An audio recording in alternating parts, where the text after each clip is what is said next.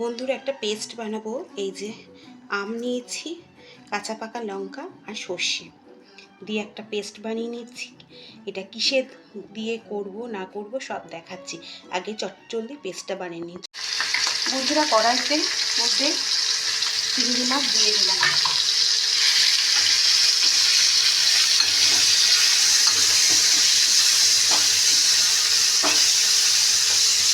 চিংড়ি মাছটা ভালোভাবে ছাড়িয়ে নুন হলুদ মাখিয়ে নিয়েছি, নিয়ে আর এই ভাজতে বসিয়ে দিয়েছি।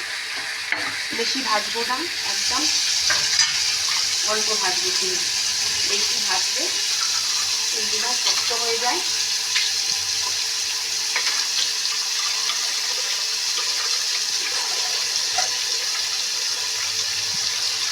আর চিংড়ি মাছ শক্ত হয়ে স্কিন হয়ে গেলে একদম ভালো লাগে না খেতে। ওই জন্য একদম অল্প ভাজবো। একটু লাল লাল হয়ে গেলেই তারপর দেখাচ্ছি কি দিয়ে কী করছি। চিংড়ি মাছটা একদম ভাজা হয়ে গেছে। আর এদিকে বন্ধুরা এই যেটা আমি মিক্সিতে করলাম না, আম সর্ষে কাঁচা লঙ্কা দিয়ে, এটা এবার এর মধ্যে ঢেলে দেবো।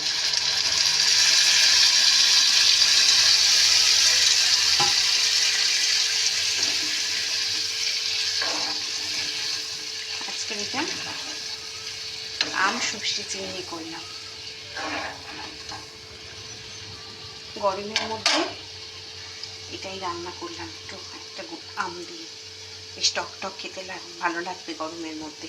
আর এর উপরে দিয়ে দেবো একটু ধনেপাতা, আর দিয়ে দেবো সামান্য একটু চিনি, জাস্ট স্বাদের জন্য, যেহেতু একটা আম দেওয়া রয়েছে। তো এবার এটা একদম ফুটবে, তারপর কীরকম মানে কালার আসছে, ও এর মধ্যে দিয়ে দেবো একটু সামান্য হলুদ, আর দেবো নুন।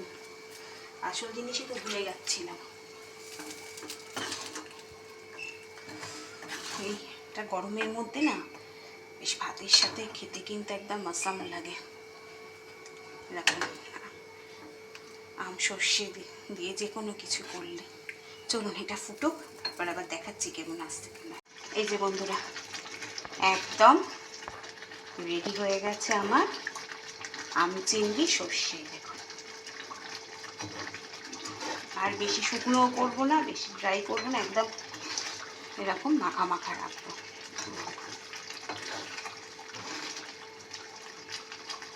কেমন লাগছে দেখতে বন্ধুরা? লোভ লাগছে নাকি?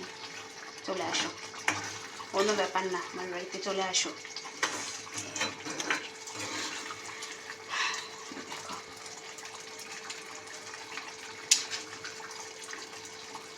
চলো, আর বেশি তোমাদের লোভ দেখাবো না।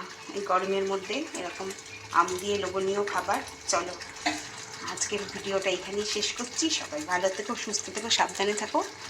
আর অবশ্যই ছেড়ে যাওয়ার আগে আমার চ্যানেলটা সাবস্ক্রাইব করে দিও। চলো, আজকের মতো এখানে টাটা।